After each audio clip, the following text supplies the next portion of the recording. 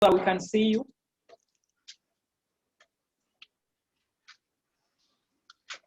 Awesome. So I'll do the introduction of Professor Satar Bawani.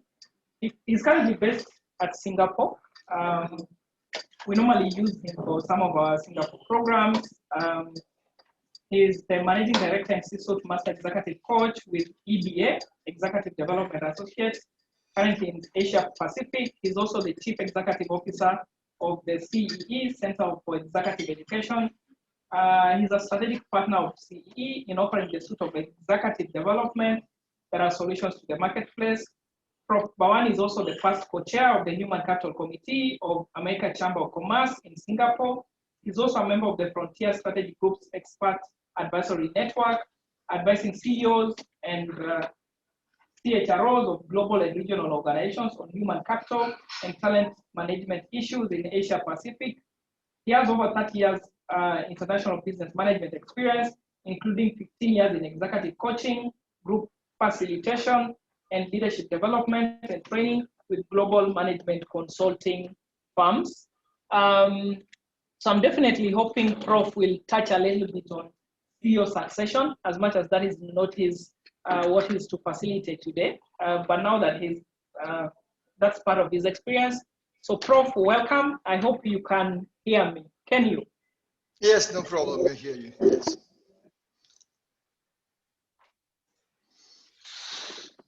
Yeah. So thank you, Etta.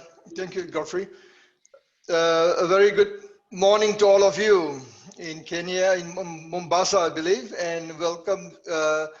Greetings from Singapore, and it's nice to see all of you here joining this session, taking the time off of your busy schedule to join us. And I'd like to thank the College of Human Resource Management for inviting me to speak at the Board Essentials for Now program, which I think is timely in light of the current the pandemic that we are experiencing, going through, the disruption to life, to jobs, to livelihood. And it's time, and also to organizations primarily, and it's important for us to understand what is our role as members of the board, as chairman of the board, and also some of you are senior executives, CEOs, or C-suite leaders. What does it mean? What do you need to do in times of crisis? And the topic that I've chosen to talk about is about leading the board during time of crisis, and disruption. Is based, of course, on our latest research that we have conducted over the last, I would say, since January during the pandemic, and also including last 2 years in terms of the digital disruption, which I'll talk about some of the issues, challenges, and the best practice case studies of which some of the boards of global companies and CEOs of global companies, what they have done to manage the disruption, and some of the challenges that they face in leading the team, their organizations, working together with the CEO, and also working together with their board to steer the organization out of crisis, out of the disruption. So let me now start. I think I won't go into a little bit too much about my background. I think Godfrey or Etta has give you some introduction, but very quickly, my role has been over the last 30 years as a C-level business leader, CEO, also working with organizations globally in not only in Asia Pacific, but in the US, Europe, Russia, Eastern Europe, and also working with organizations, even in Africa, in Nigeria, through our partners in UK over the years, and South Africa, of course. And what I can share is some of the insights, experience, and some of the challenges that boards and CEO has experienced, and I'll put this to you, and we can have a dialogue and to hear your perspective on what are your issues, your challenges, and how we can together work towards a more, I would say, a practical strategy to move forward. And the two books that I've written over the last 2 years, one is Leadership Disruptive Time, you can see on the left, which this program is based on, and the other one is Transforming the Next Generation of Leaders in the Industry 4.0, the digital disruption, which was published last year. Okay, and both books are published by Business Expert Press in New York.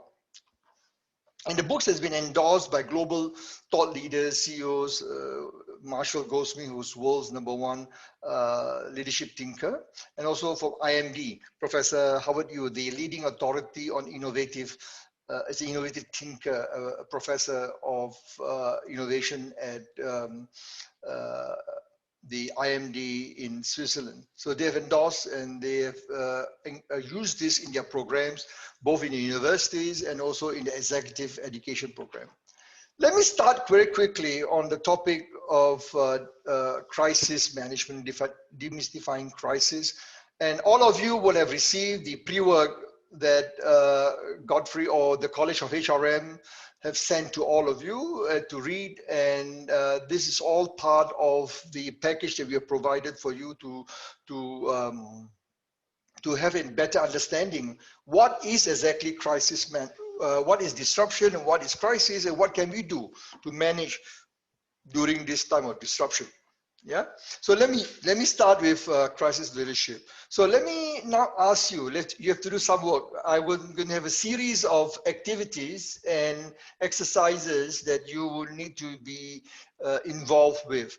So because all of you are not, you're viewing me live on the screen because you're not with your PC or laptop on Zoom. So I will get Godfrey to perhaps pass the microphone around so I can hear what exactly your response is. Just choose one word or give me one word that you will associate with crisis. Maybe you can speak up, or Godfrey can repeat the answers being given by the participant, because I cannot hear of them. Godfrey? Hello? Can you hear me, Godfrey? Yes, I can hear you. Sorry, I was on mute. Yeah, so can I have the response from the participant or anyone there? What is the one word you will associate with crisis? Or is there a microphone? You can pass around the microphone to them. There is a microphone, but because of COVID, I'll be projecting the responses of the voice. Trouble. Someone has said trouble. Oh yeah, okay. What else? Stress. Stress, yes. Eric? Of course, stress. Eric? Opportunity. Opportunity. Wonderful. Who is that? Who is that mention of opportunity? That's fantastic. Miss Eric Mungai from the list that you have. Okay. Very good. Yeah. Disorder. Disorder, yes, of course. That is very common that all of us, when time of crisis, we feel the disorder that is being thrown upon us, the sense of loss, the sense of confusion, chaos, and fear. Very important. Fear of unknown. And there are many words come to mind, and because we are not familiar with the situation. And crisis, actually, if you look at the definition of crisis, in the Chinese, the word crisis has very interesting meaning. The word crisis has two characters, which stands for, on one hand, it stands for danger, crisis for danger, fear, and the other one is stands for opportunity, is the opposite. So the Chinese view crisis as an opportunity for us to reassess as a business leader, as chairman of the organization, as CEOs, what do we need to do to respond to this change that has been thrown upon us? What do we need to do to be able to manage the crisis in a positive manner so that we are able to influence our, engage our people, our team, our employee, our stakeholders, and to bring them together to move to the where we want to go. And in time of crisis, we need to project confidence. We cannot demonstrate of course, at the same time, you need to project confidence. You cannot give a false sense of security. And a good example is the video that I've sent you as part of your pre-work, the Marriott Hotel, Marriott CEO, Hans Sorensen, when the pandemic crisis faced the organization where the travel and tourism industry is very badly affected, and how he has to close hotel, you have to let go employee, and how he communicate. Look at that video. You have not looked at it, go to the link that you have been given. Look at the video about Marriott Hotel CEO, how he handled the pandemic crisis. This is what is required by all of us, a sense of confidence, but grounded to reality, not giving false sense of hope. That is important. Yeah. Now, so if you look at in the book that I have used to develop this program, and I think all of you have this in the pre-work that I've given you, this book called The Leadership in Disruptive Time. I talk about what the crisis means, and I put it very simply, very simple. I say that the crisis is a major catastrophic event, or a series of events that could threaten an organization's strategic objective, reputation, or viability. So we need to be mindful. It's not something just one-off. It could be a series of events. And there are two types of crises that we need to be aware of. One is what we call the routine. The financial crisis. We have in the 80s because of the oil crisis, 82, 84. Then we have in Asia, we have what we call the Asian financial crisis back in 97, 98. And then we have the dot-com crisis, which globally, most of the dot-com technology stocks, affected back in the year 2000. And then we have the September 11, which is, in September 2001. That's where the travel tourism industry is very badly hit because of travel restriction. And of course, in Asia, we have the SARS crisis because the pandemic, or it's not a pandemic, it's an epidemic. It's not come to the pandemic level, but it's mostly in Asian countries, Singapore, Malaysia, Hong Kong, Taiwan, China. It started in China, and that is a crisis. But it affects the financial market. Of course, the latest, the one that we experienced was before the pandemic of COVID-19. It was the global financial crisis, which was in the 2008, 2009. Yeah, the global financial crisis, and that is what we call routine. That's something cyclical. It can be expected every 10 to 12 years. You can expect that crisis. You can plan for it. It's cyclical. If you look at macroeconomics, this is what you can expect. But there's another type of crisis, what we call the novel, unanticipated, that you do not plan for. We do not have sufficiently prepared, or we do not know that you're going to come or it can happen, like what we call the unanticipated black swan event.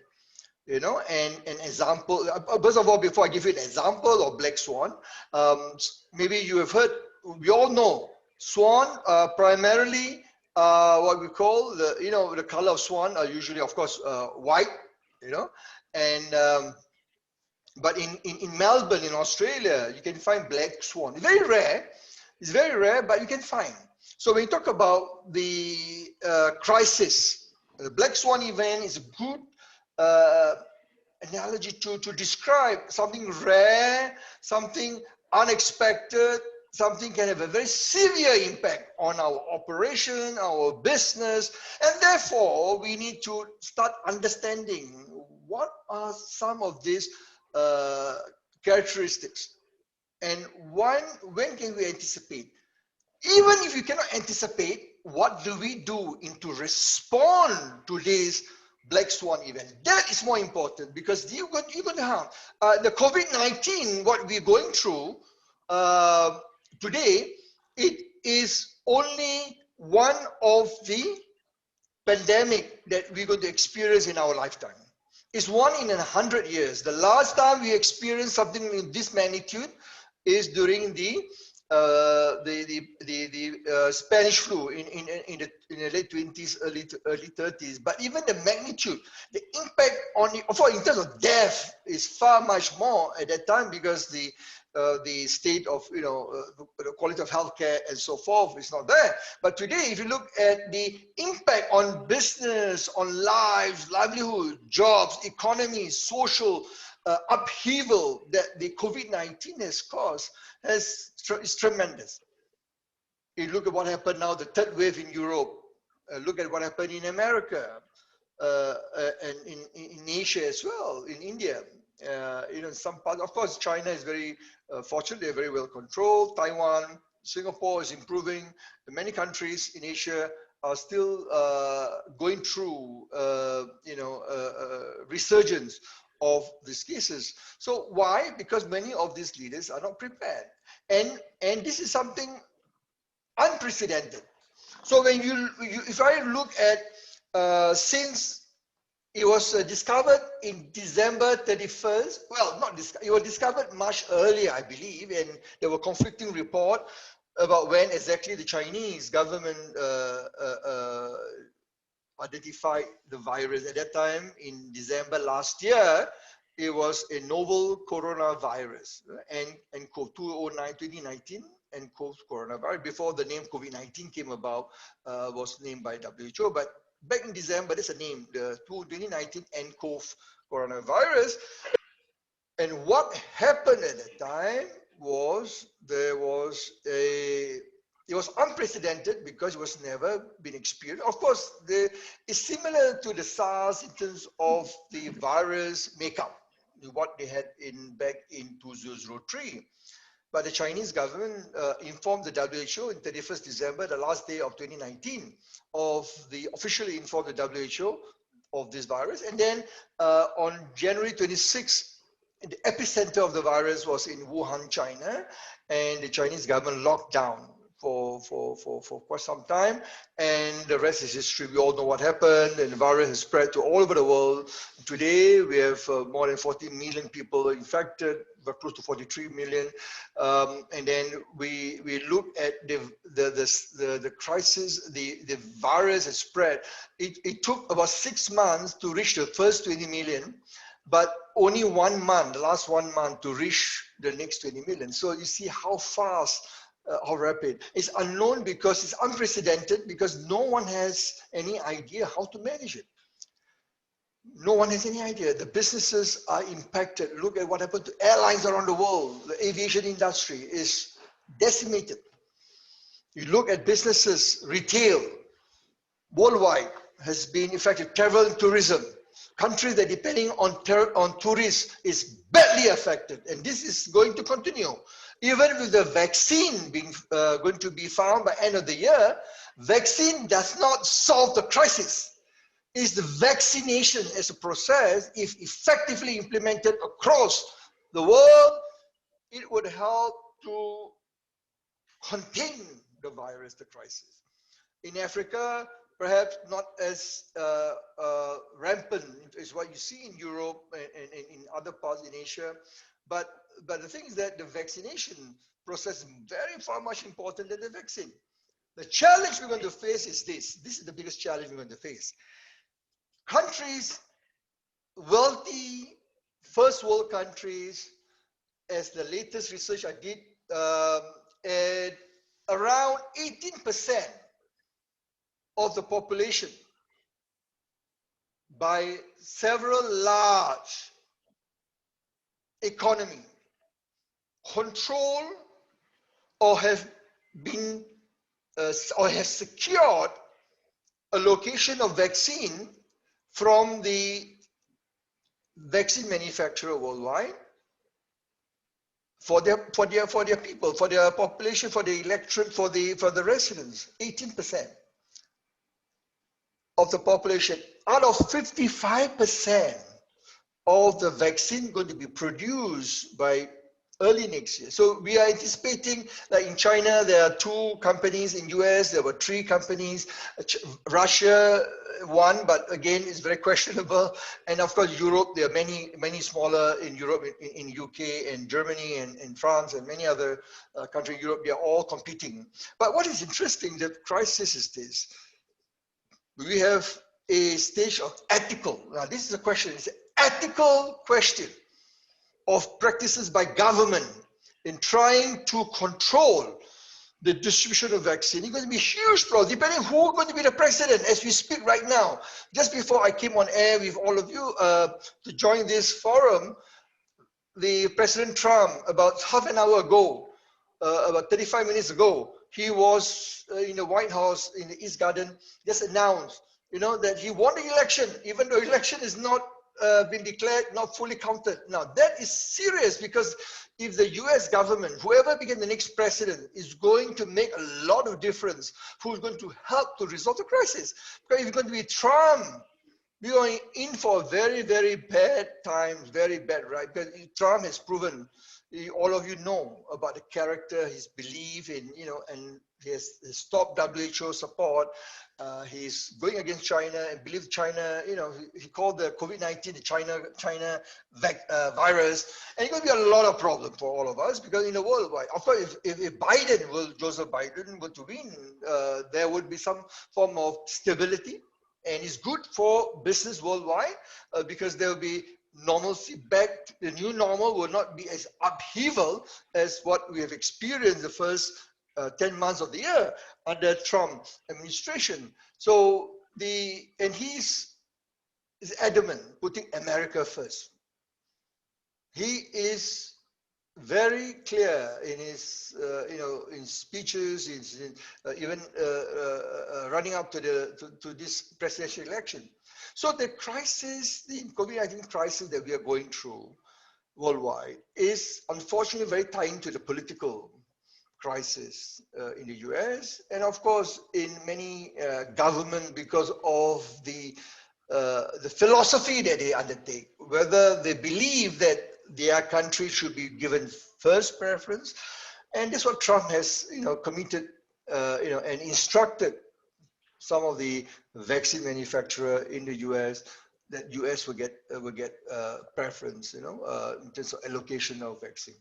Now, so this one, and of course, the other thing about the COVID-19 is what we call the volatility, the uncertainty, the complexity, the ambiguity, together we call VUCA. In chapter 2 of my book, I talk about, I've given you the complementary chapter 1, you can look at it, chapter 1 in the manual, but chapter 2, if you buy the book, you can read very detailed how the disruptive force of COVID-19, the volatility, the uncertainty, the complexity, the ambiguity created disruptive impact on business, families, life, society. No company in the world, no industry in the world is not going to be unaffected. In other words, all of us in some way, mostly negative, but some positive, some business like e-commerce, in the food, in supply chain, the technology, IT, because of the transformation of the digital journey that many of these companies are going through, even before the crisis, before the COVID-19, is now being accelerated. So technology companies are, devices, storage, IT manufacturing, Google doing very well, Amazon doing very well, HP, Dell, most of the technology companies, they are doing very well. And of course, you look at some of the one who's very badly affected, and one is the airline. Many airlines going to, by first quarter to first half of next year, by June next year, many airlines will be made bankrupt, or they'll be restructuring to a different form, because we don't expect travel to be what it was before the pandemic. Even with the vaccine, there'll be still a lot of restriction. because countries were going to put in place a lot of restriction for those countries that do not have not been able to control, put in place measures, or there's still local transmission cases, and they do not want to have this virus to come in to their country where it's being controlled. So businesses, industry, going to be affected for the next, I anticipate for the first half of next year. And after then, you see stabilization. There will be vaccination going through after the first responder, the vulnerable groups, and the public in general. Will have access to vaccination, and things will be better. So be prepared. This in my book, I describe the COVID-19. To me, based on my research from the Spanish flu, look at the SARS, looking at the other disruptive forces over the last 50 years, the COVID-19 is going to be the biggest disruptor yet in our lifetime. For now, but be prepared. There is a possibility the next 50 years, there will be another, or even next 20 years, we do not know. Scientists have warned us, they're going to have much more bigger, much more lethal pandemic because of the transmission from animal to animal, man to animal, animal to man, and vice versa. So we do not know the mutation of the virus. What is going to happen? These are things which we do not know. So be prepared for this. So the VUCA, as I said, because of the volatility, uncertainty, complexity, ambiguity, and it's unknown. It's a black swan event. COVID-19 is a black swan event. We never anticipate. No one today, no one can say they predict, except Bill Gates. In the video that I've given you to view, there is a video from Bill Gates, which talk about in 2015. In 2015, when US faced the Ebola crisis, as you know, in Africa, the Ebola crisis, especially Ebola comes from the place where the virus origin, and we all know what happened, the death, the Ebola. And Bill Gates in 2015, and there's a video when he gave a TED talk, a talk in the US, and he mentioned that we're going to experience about this next pandemic. That was 2015. In my book, I give a description, the interview that Bill Gates did, and I lay out what he anticipated, what actually happened, and it's true. The description that he has, of course, at that time he really do not know about the COVID-19, but he expect the pandemic because of one of the unknown things that the virus can, of course, at that time also be concerned of H1N1, the swine flu, then H1N5, the bird flu, and the bird flu can be much more contagious. So a lot of things was some form of, they can anticipate, but no one really anticipate the scale, the magnitude, the uncertainty that the COVID-19, the crisis has caused businesses, the fear to employ, So this is very unprecedented. So what happens if you look at this crisis? What does it mean for you as boards, member, chairmen? So I'll look at the profiles of you, chairman, most of you are chairman of the board, members of the board, CEO, senior leaders. The challenge you face is this unanticipated crisis or black swan event, as I define it here, that they are potentially the most dangerous as compared to the usual or the routine crisis that the financial crisis that you can anticipate, because a lot of things unknown. The magnitude, it can overwhelm. Even you have a BCP, business continuity planning, even you have a risk management program in place. A lot of them had to be thrown, and this is what happened to most of my clients. Who are some of global organizations.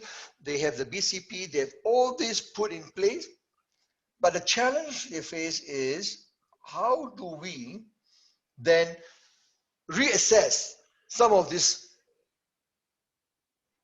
programs and put in place to ensure that they are remain relevant and to ensure mitigation. As part of the risk mitigation, you need to put in place all these measures to minimize the impact on the business. And that is part of the board's role, as you know, to look from a risk management perspective, to protect, to provide advisory support, and to guide the CEO and the business leaders of the organization that you sit on the board, and how do you steer them. And this is time like this where a lot of companies are struggling. A lot of boards doesn't know. And I've been speaking to a lot of boards in Malaysia, Singapore, in the region, Philippines, Hong Kong, China, some of my clients, even in Russia.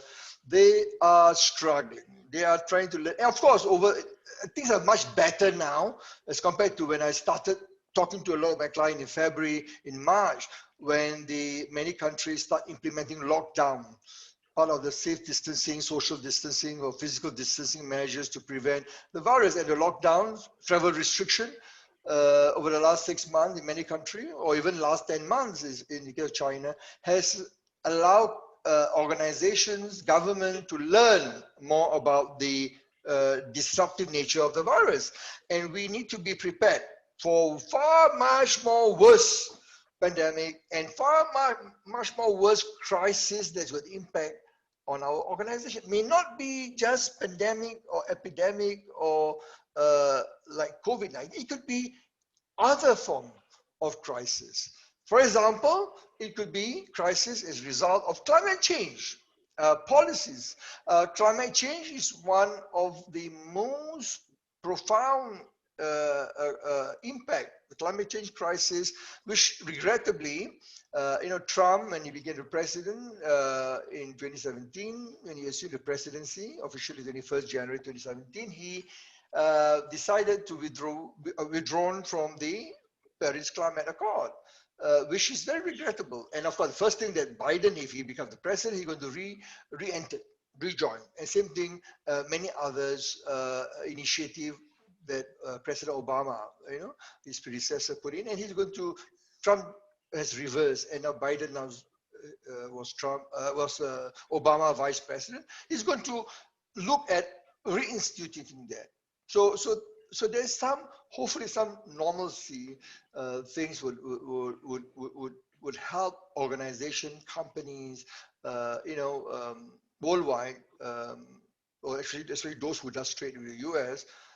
If there's a Biden administration at the White House in the coming days, we do not know. We will see.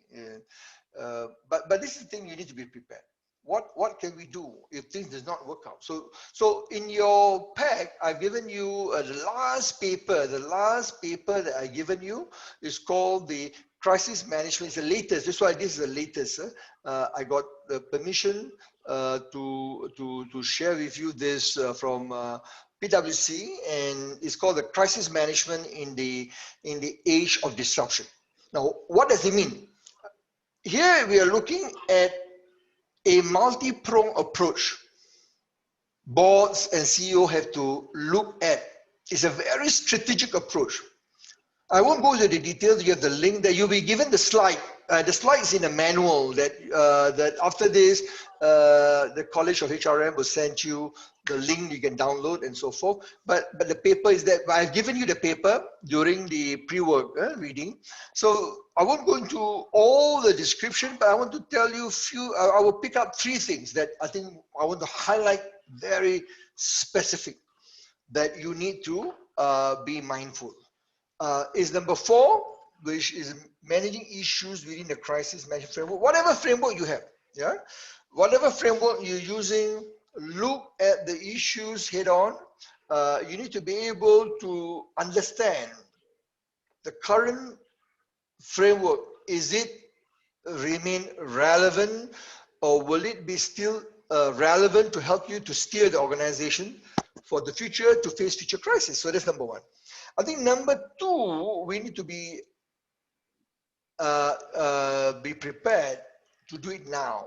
Don't wait for the crisis to happen. So in other words, ask yourself this question: what do we need to do? As the COVID-19 crisis still evolving, start meeting your board and ask yourself, what can we do to prepare for the next one? Don't wait. Don't wait, because the next one they're going to hit you is the digital revolution, digital transformation. And this is real. Even before the crisis, we already have that. The last, I would say 2016. Okay, 2016. Since 2016, since World Economic Forum, Klaus Schwab talk about the fourth industrial revolution. Again, in my book on chapter 1 and chapter 4, I talk about the disruptive impact of the digital revolution. Even before the crisis, the COVID-19 crisis, the digital revolution in terms of impact on business, how you can displace workforce, displace worker, disrupt supply chain, it disrupt the way we do business. It's already happened for the last 4 or 5 years. But many companies are struggling to understand that. So, but the good thing, one of the positive impact of COVID-19, it accelerates the adoption of technology to allow organizations on how to prepare for the future, how to use technology. Look at Zoom. As we are now, I'm delivering this program using Zoom. Zoom is one of the widest, largely for video conferencing, video, for companies, for individuals, for it helps people to be connected during safe distancing, during physical separation from families across the world. We can communicate. Companies doing business can continue to do business, to communicate their teams through technology like Zoom. Now, then you have customers.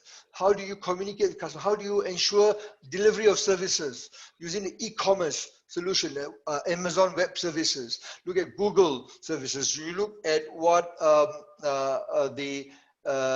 Microsoft developing a lot of the cloud services to provide to companies to help them to continue to perform, continue to deliver what they do, even during the pandemic, because technology allows you to do that. So there is a positive impact of the COVID. And lastly, what I would recommend, the last point is, no matter whatever you, whether you're a government, whether you're a public organization, whether you're a non-profit or you're a business organization, service organization, whatever it is, doesn't matter. Whatever it is, you need to be a data-centric, client-centric, or in the case of government agency, some of you from the government agency, government link company, think from the citizen-centric. What do I need to do? What do my organization need to do? How can we transform to ensure that we deliver value to our stakeholders? And what it means is that you need to change the way your organization is delivering the services, the product, or your way you're structured has to be seen as that of a tech or data organization, where we're going to use data to learn about, use big data, predictive analysis, using AI to help you to make decisions. This is important because this will allow you to make decisions quickly, allows you to evaluate information, to assess information, and then decide to implement them. So this is the reality that we're going to face. So my advice to all of you, as part of the action after this workshop, is to ask yourself, when you go back, hey, look at our crisis management framework. Where are we now? How are we going to structure ourselves? Okay, this is the one point action I would recommend you. Now, so looking at all this crisis and over, as I said, remember, I mentioned to you, I started looking at crisis leadership since the Asian crisis in 97, 98 in Asia. And then I was involved in the dot-com crisis with technology company. And then that was in 2000. And then I was involved in the September 11 in November 2001. Then I was involved in SARS, helping client organization in 2003, 2004. And then the global GFC, the global financial crisis, which is 2008 to 2009, where a lot of banks are affected, financial service industry are very badly hit, and because of that, it impact other businesses as well, because of credit crunch and so forth, and of course, the latest current crisis, the pandemic, the COVID-19. So what we did is, my team and I have looked at it, and we did the research, we looked at the longitudinal studies over the last 20 years, from 1997, 98. So if you look at those 25 years, around 25 years of research data. So we have developed this model of six behaviors that you can adopt during time of crisis. Number one, about communication, be empathetic, be purposeful, driven. The message must be clearly driven. And this is where the Marriott CEO Ann Sorensen is very important. A good example that I would encourage you to look at the video, because that will help you to perhaps give you a perspective about the challenge that what business leaders face. Because this is the problem that we all know. Most of leaders are very poor in the ability to communicate effectively.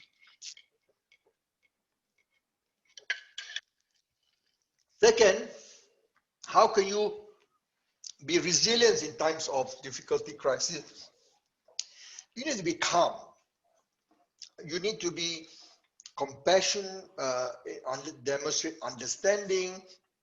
You need to have empathy. You need to show care and concern to your employer.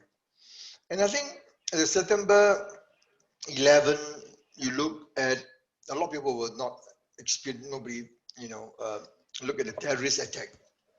Because September 11, it affects, of course, the travel tourism, airline industry very badly. And of course, other ancillary that depend on airline industry, hotel, travel, and so forth, F&B, retail, and so forth. But what is interesting, if you look at some of the leaders who have been very strong, if you look at what they do differently, they are calm, they are resilient, they can bounce back, and they are very smart. In today's context, if you look at the COVID-19 crisis in hospitals, in government agencies, and people are now beginning more and more aware of the importance of technology, using big data, predictive analysis, using artificial AI, artificial intelligence to make decisions. And this is something which is going to become more and more pronounced as we have machine learning, and we have deep, learning, where the AI not only gather information, make sense of the meaning of those information, help you to make decision, although they do not make the decision themselves. But there's another, the artificial general intelligence, the AGI, which is not known but is used in scientific world, in research, where for military, for very advanced technology, advanced robotics, where it will replace us. Human beings. Yeah? I don't see that as something immediate, because in the business world, you still need to have the connectivity, the rapport with client, connected. But many of the mundane, repetitive tasks is going to be replaced. So there's a new term called cobot, C-O-B-O-T. In my book, I explain that, especially in the industrial, like automobile, industrial machine, you see this cobot, where they have cobot, C-O-B-O-T. Cobot stands for collaborative robot. They're collaborative because they work with human beings side by side. They collaborate. They don't take over, but they work because the certain thing that human being, the worker has to put input or give their punch in certain things where they understand, or intuition, knowledge, specific to certain processes. Of course, most of this can be done by the robot, but the certain thing where you need to put in specific information and so forth, and it's called cobot. The other one is called IIoT, Industrial Internet of Things. This is basically in the manufacturing, when you have different machines talk to one another without the intervention of human. That is going to become more pronounced, IoT. Yeah, and of course the CRIS, S stands for shift your mental model. How do we shift, disrupt our mindset? Because you cannot solve the problem. You cannot solve whatever is on our hand if you stick to the same level of thinking.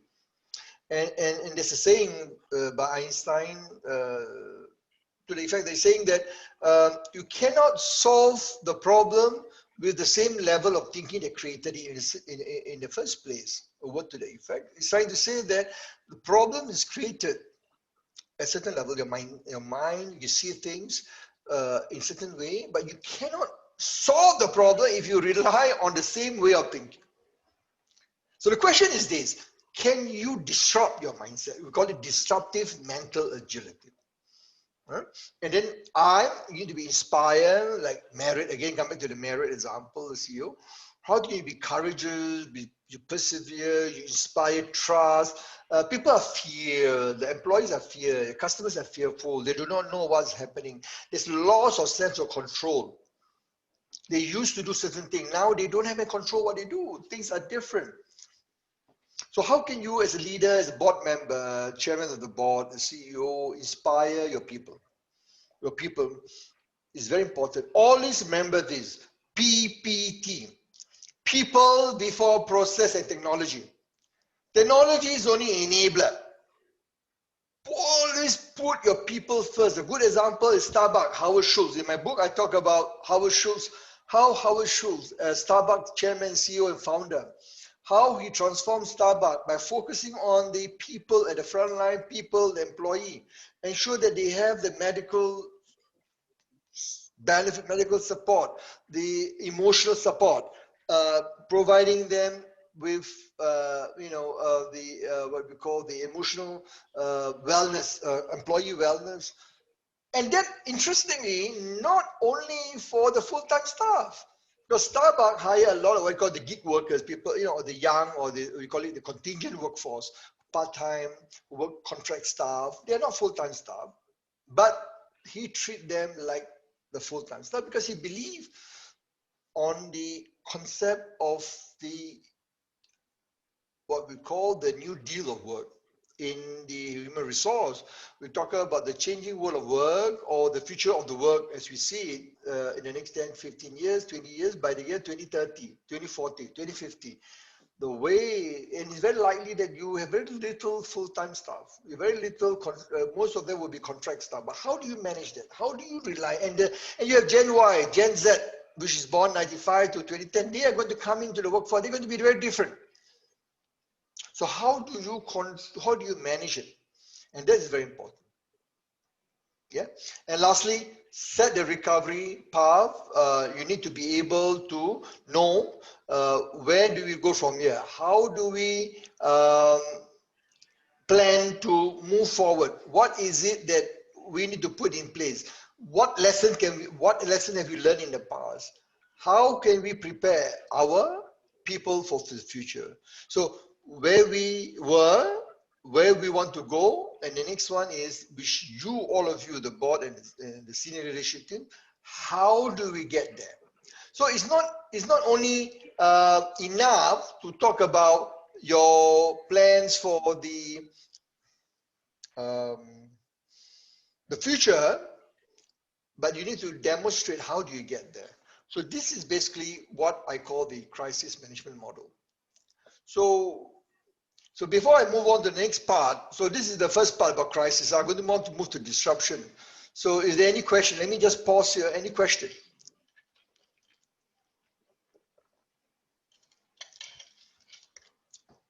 Etta, are you there? Yes, we are. Yeah, just ask around any question. If not, before I move on. If not, I will move on to the next part. Questions? Seems there's no question. Okay, so now we have talked about leading in time. The title of this program is Leading in Time of Crisis and Disruption. So we have now moved on. So the crisis can happen, as I said, anytime. There are many types of crisis, and the crisis can be anticipated, planned for, or it can be unplanned, as we talk about COVID-19. The same thing with disruption. So the outcome of a crisis, the outcome outcome of the crisis is the impact of the disruptive force on business, on the organization. So in other words, the pandemic is a crisis because it affects it's economic crisis, is a financial crisis, because but the outcome of that crisis has a disruptive impact of what we do, our day-to-day, what we deliver, our value to customer. It disrupts social practices, life, religious practices, and so forth. So question is this: we need to understand from an organization perspective. I'm going to talk about disruption from a technology standpoint, okay? Because what you can expect that the next 10 years, that the digital disruption is going to become more pronounced. And to talk about digital disruption from a business standpoint, from even in government agencies, in state-owned enterprise, you have competition. You have competition. Of course, some of you have monopoly. Yeah? Monopoly, you're granted by the government, your government. But there would be time when you would need to think, how can I creatively deliver the service to my stakeholders? Okay, the people who you serve. Now, it could be some of you maybe are, being a government or what we call the state-owned enterprise. You have stakeholders that you need to satisfy. So let's talk about this. What is disruption?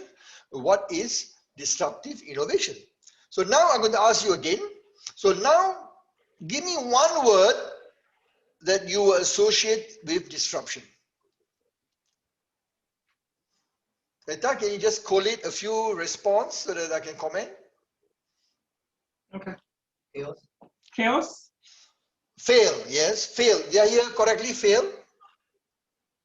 They've said chaos. F-A-I-L, fail. C-H-A-O-S. P-H.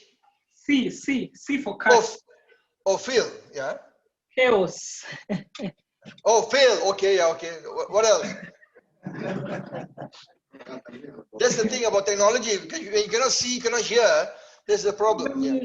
What else? Let me chat. Let me write them on chat.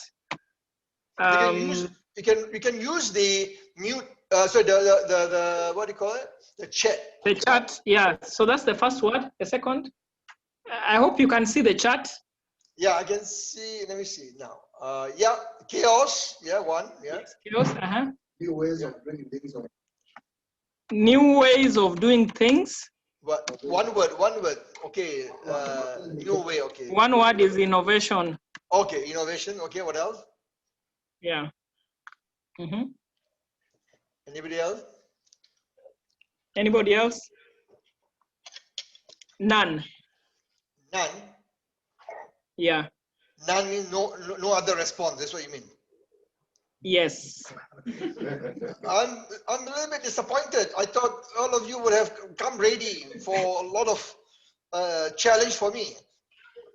So, okay, never mind. So let me give you a common answer. When you talk about disruption, the Cambridge Dictionary has a very classical, very easy to understand. Disruption is the action of completely changing the traditional way that the industry or market operates by using new methods of technology. So it's completely changing. The word is completely changing the way you do things by using new technology, new methods. So that's one way to look at it from a technology, from a business standpoint. Then in my book, I explain the word disruption is in its various form. Can happen anytime, anywhere, any market, in any industry from a business standpoint. And it can continuously change the way we live our work in many decades to come. And one of the disruption, of course, is the digital transformation. How digital technology is going to impact how we deliver our value to our customers. How we as society is going to operate. How we as government agency is going to deliver our public sector transformation to deliver value and services to the electorate or to the citizen or to the residents that you serve. So if you look at disruption, no one can avoid disruption if you are in a world, the world is interconnected. Yeah, of course, some countries are less impacted because they are not connected from a supply chain, from a technology standpoint. Some of them are very but today, I would say 99.9% of the countries in the world would have some form of interconnected trade, you know, political affiliation, political what we call alignment, you know, and so forth. So we cannot negate, or we cannot avoid this disruption. One of the father of innovation, I use the word father because he's the authority. He has passed away, nothing to do with COVID, but he passed away early this year, January. But he has nothing to do with COVID. He just passed on. But Clayton Christensen wrote the famous book in 1997. The book is called The Innovator's Dilemma. So read my chapter 1. I'm giving you free. You can read the chapter 1 in the manual I've given you. And I describe his work. And what he says is that the disruptive innovation, the word disruptive innovation, is a process by which a product or service takes roots initially in simple application, and then relentlessly move up market and eventually displace established competitors.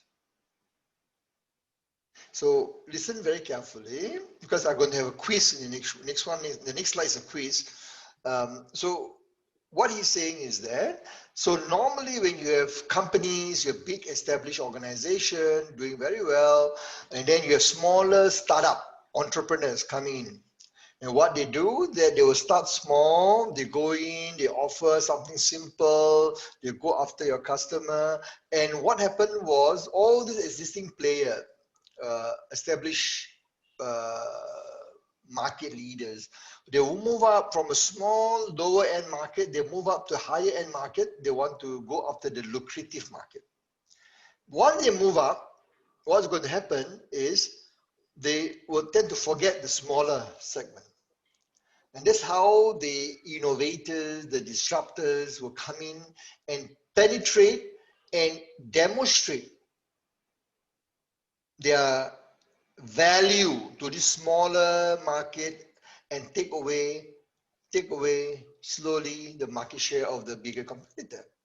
And this is why you find today in many countries in the world, according to Clayton, this is the guy Clayton, he says that many big organizations, and I will give you some names in a short while, and they are struggling. They're struggling to compete with the newer, younger players because they're so good at what they do. They are very big companies. They're so established. They go after the big market. The airline, for example, is what happened to airline, the disruptor of the, back in the late 1990s. You see a surge of a lot of what we call the budget airline, no frills airline. So what happened was a lot of course, the big national airline focused on the big market, the top market, the lucrative, the full-fledged airline. So you find it difficult. So but once they're so good at that, they're so good at the top. Like, as a good example, give you Singapore, Singapore Airline, who was #1 for many years. But because they're so good at the full-fledged best airline in the world, you pay a premium to fly Singapore Airline. Then they lower, the economy class, even lower than that, when, for the budget segment where people want low frill, they neglect, they struggle. So then you have AirAsia, and in Europe you have an airline like Ryanair, EasyJet has been very well established in the late 80s or 90s, and they've been very well established in Ireland and UK. And of course in Asia we call AirAsia, based out of Kuala Lumpur, Malaysia, very established. They eat into the Singapore Airlines market because the lower end, Singapore Airlines goes really high up, and they are not very strong. After then they Singapore Airlines form a small startup to compete. They call it Tiger Airways. Okay, Tiger Airways, and of course it was not successful because issue. Okay, there's another case study I've not written in the book, but one of the things that I always teach in workshop is about how AirAsia survived during during the what we call the September 11, and then the global financial crisis, and able to beat their domestic Malaysian airline and then take on Singapore Airline, a neighbor, back in 2008, 2009, 2010 at that time. So the thing that when big company, they're so successful, what they need to do, they need to form a startup. They need to form a smaller company, be more innovative to penetrate and compete head on. So this is what happens. Once you're too big, once you are really successful, you find it difficult to penetrate. So now I'm going to ask you now a question. Again, Etta, help me to put in the chat box. So I'm going to ask, most of you know Netflix. Just make sure in Africa, sorry, I just want to be clear so that the example is relevant. So Netflix, everybody's familiar, Netflix? Etta? Yes, yes. You heard of Netflix? You heard of Uber? Yes. We have the services here. Okay, good, Uber. Okay, so if you know Netflix and Uber, then easy for me. Now, let me tell you now. Only one of them, what we call the offer you, what we call the, okay, both are innovative, okay? Both are innovative, but only one of them is disruptive. In other words, only one of them, based on Clayton Christensen definition, only one of these companies are truly disruptive innovator. Which one is it? Okay. Which one? So how many are saying Uber? 1, 2, 3, 4, 4. How many are saying Netflix? 1, 2, 3, 4, 5, 6, 7, 8, 9. So a lot of people are saying Netflix, but 4 are saying Uber. Okay, so those who said Netflix, can you just ask random, whoever, you pick anyone you want to pick on, why Netflix? And those Uber, why Uber? I want to hear the explanation. Okay. Why Netflix?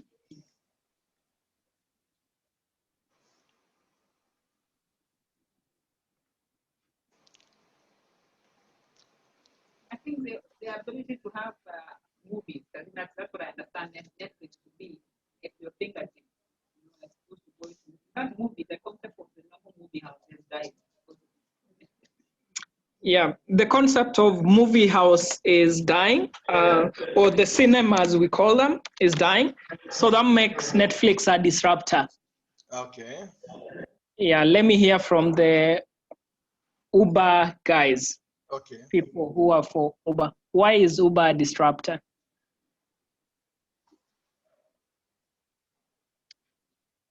Change the way taxi services are offered. It changed how we take. I don't know if you understand what taxi is, but yeah, it's global. Yeah, it changed how taxi works. In what way? Sustaining. By sustaining innovation. I think using technology to provide services, completely providing service linkages between suppliers and users. Okay. And I think that is now being adopted across a lot of supply, I mean, that e-commerce and so on. I think that Uber is a disruptive. Okay. Okay. Uber, they don't own any cars. Neither does Netflix own movies too. but what they make is wrong. I agree. So, Prof, did you hear that? Yeah, partly, but not fully. But I hear that. The part about the technology. Okay, I mean the explanation, not when there's some relevance to what you say, but not fully the way it was designed by Clayton Christensen. So let me share his rationale. Only one of them is disruptor, which is Netflix. And you talk about the movie house is correct, but the Netflix started, when it first started in the 90s, it was competing against the Blockbuster, the largest competitor. And the Blockbuster at that time were, providing video rentals and mailing. You can, they will send you by post the videos, the DVD. You can watch the DVD. And then you return back. And if you're late, they will give you a penalty, very expensive, penalty for being late and so forth. So what happened was, late 1990, early 2000, the internet, of course, the internet started becoming popular in 95, after 95, Windows 95, and that's where the, what we call the browser war, between Netscape, the browser company, Mark Anderson, and versus Microsoft Windows.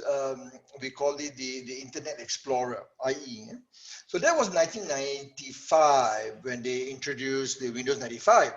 So that's where the browser started becoming more prominent. People, because it's packaged with the OS, with the Windows operating system in PCs and so forth. And the rest evolved. And I think by early 2000, mid 2000, what happened was this video streaming become popular. People can have access to internet. They can watch video on internet, but it's not like the one you have now. The bandwidth is still very restricted. So what Netflix was able to do, it goes to the Blockbuster competitor, the competitor's customer. They say, okay, okay, you've been, paying so much fee, so much money from Blockbuster. It's fine, but we are offering you a cheaper alternative. You can have all the content. Now it's all the content, but at that time it's very limited. So they have a wider selection. Okay, you have a wider selection. You can watch movies all you want and at your own pleasure, on demand.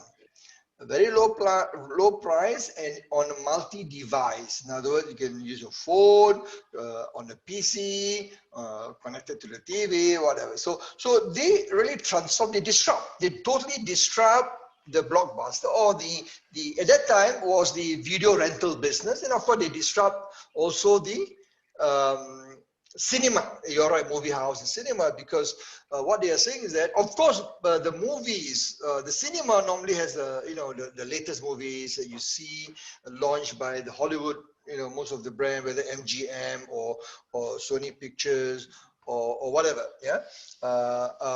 So you find that most of this Netflix at that time back in 2000, Netflix would get all the old movies.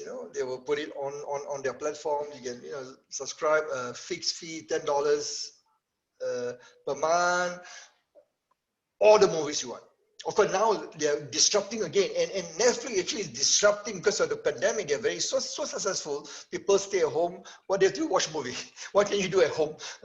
And you watch movie after movie. And what Netflix did over the last 3 years, 2.5, 3 years, they've been very successful in producing their own movie. So they are now disrupting the movie industry, not the cinema. They already done that. Yeah. So they are now, you see, you go to Netflix, if you mostly subscriber to Netflix, you see the word Netflix original. Okay. Netflix production.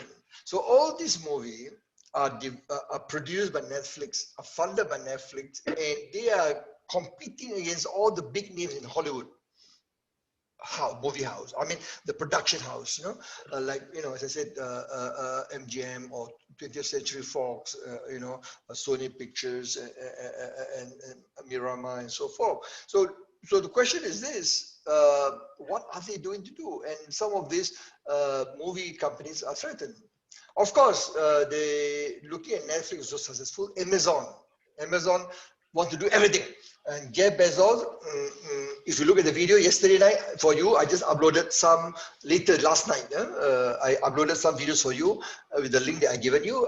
Jeff Bezos was interviewed. And what he wants to do is that he wants to disrupt almost all industry. Listen very carefully.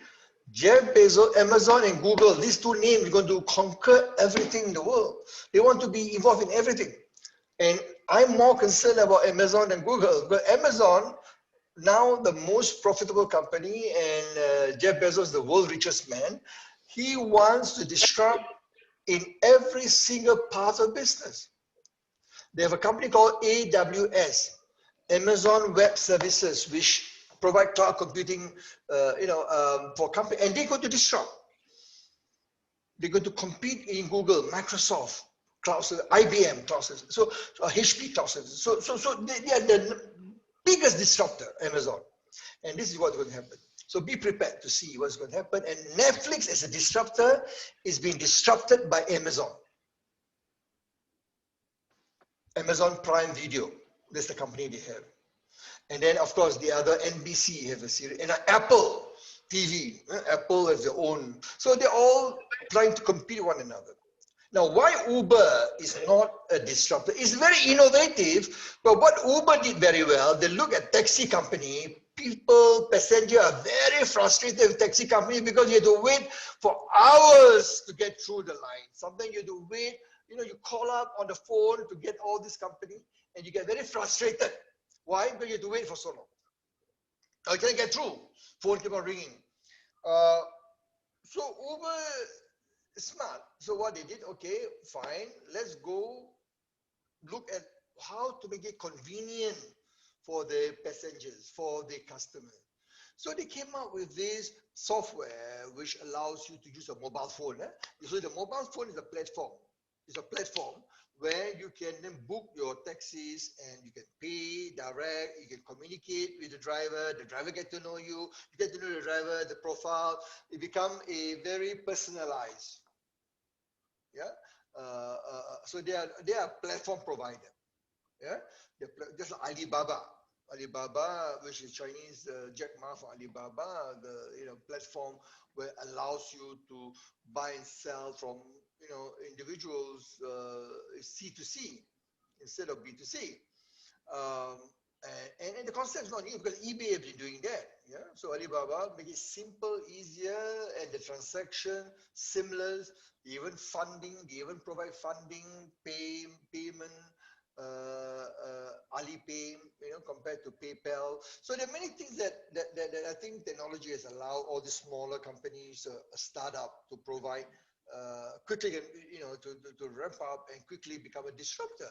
So Uber did not go after the overlooked segment of the taxi company, because Uber did is they serve the same market, the same segment, which do not have the convenience of booking taxi ride. Yeah? So you can get taxi at real time, anytime when you want it. They will bring you to the doorstep. They will bring you to the airport, pick you up. Instead of you fixed to some country, you cannot go without taxi, because the taxi, the government regulations say no, only taxi are allowed to come to airport. So there were a lot of issues in the world. Some government have these issues. So Uber have faced frustration. Yeah. Okay, so this is the rationale. Again, I give you the link there. You can read up, go to Harvard. It's free article. For first 3 articles, it's free. You can read if you want to know more. Okay, that's the link, hbr.org. In 2013, McKinsey published a very interesting article. Again, the link is there. You can go in.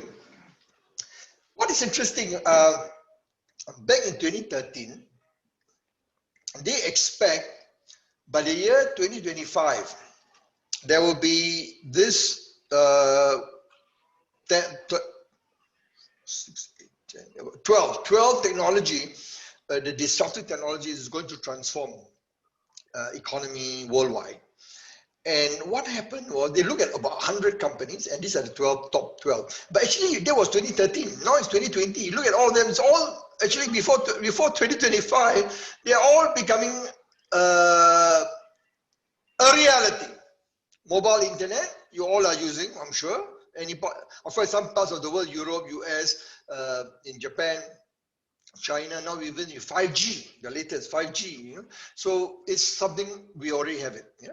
The automation knowledge of work, when we look at robotic, RPA, robotic process automation, look at cobot, Internet of Things, how you connect devices at home, all the different, your aircon, the TV, everything, devices on your handheld, phone. Cloud is already happening. Cloud computing, where all your data is being stored. You know, some of you use Dropbox. When I send you the links using Dropbox, they're all in my cloud. Then you have advanced robotics and the rest, autonomous vehicle by Tesla, by Google. They're testing it without driverless. What they use, of course, AI, you know, deep learning to capture data and neural networks to be able to learn about how traffic, how things around the particular area, and it helps the vehicle to make decision. You know, and of course you have energy storage, 3D printing. All these are really reality. Except the renewable energy is work in progress. We have seen in some, like in US. There are efforts, or in Shell and BP are working on this. You can see a lot of this already becoming a reality. So we must be prepared. Technology is here to stay. It's going to impact how we do business. So what's your challenge? So what is the challenge that leaders and boards, CEOs going to face? And it's going to be very tough. I'll be very honest with you. I do this worldwide, every part of the world. When I go before the pandemic, I travel all over the world and talk about this challenge. And many people do not. I will be very frank. I will tell you this. There's a lack of sense of urgency or people to take action, because many people say, oh, Prof, let's wait and see what happens. Let's wait. We are in our part of the world, our country, we are not really disrupted, or we are not, technology is not that important. So the question is the state of mind. The state of mind. The reality is this: if you don't take on the disruption now, you don't prepare your workforce, you don't prepare your organization, you're going to lose your competitive edge. Of course, for government organizations, government state-owned agency, like some of you are here, are not directly affected, but as a country, collectively, all of you collectively will contribute to the nation competitive index, the nation competitiveness. How well you are able to integrate technology will impact on your foreign direct investment. Why would investors want to come to Kenya if they look at the technology, the way of supporting businesses is not there, and technology is not used to deliver the services in a prompt, responsive, effective manner? Because you can use technology to really help companies, businesses. Because being a state-owned agency, most of you here have a responsibility. How can you drive the government agenda? How can you be able to make businesses, make easy for companies to do business here in Kenya? That is your challenge. And you need to reinvent your way of doing things. I'm not saying that change for the sake of changing, no. Understand where is your country, where is the nation's strategy. Understand the government, the prime minister, or the cabinet, or the nation's political leaders, governing leaders, where they are going, which direction. What can you do to add value, to help them to achieve their goal? That is important. That is number one. And many companies are struggling because they do not know, or many government agencies are struggling because they do not know what they do not know. They don't know. What do we do? And some of them ask me, Prof, what do? We are lost because some of the countries like in Asia, in Laos, in Myanmar, in some of the smaller, more, we call it the developing economies. So as a state-owned enterprise, in Singapore, for example, the EDB, the Economic Development Board, which is the premier agency, which, of course, the economic to bring foreign direct investment, Singapore is one of the top 3 in the world in terms of the best place to do business, easy to business, Switzerland, Japan, Hong Kong. But the thing is this, but without the state-owned agencies, without having the government agencies, ministries to support the government agenda, they will not be able to bring a lot of FDI, foreign direct investment. So your role, all of you here, actually all of you as in the board, this, of this government-linked company, you have a very important, tremendous challenge, which is to provide and understand what is the direction of government and how can you transform by changing the way you do things. So that leads to my final poll. My final poll is about what is one skill or competency or behavior that you think as a board member, as a CEO, what do you think they need to do to resolve the leadership challenge, from the future? What it would be? It could be entrepreneurial, it could be anything that is happening right now in your company. So to prevent you, what could prevent you? And also what would it help? What behavior, what skill, what competency?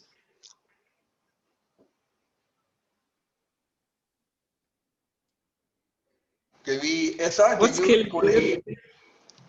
Yes, we are. I'm just, what skill or competency do you think is crucial towards resolving the leadership challenge resulting from the disruptive process?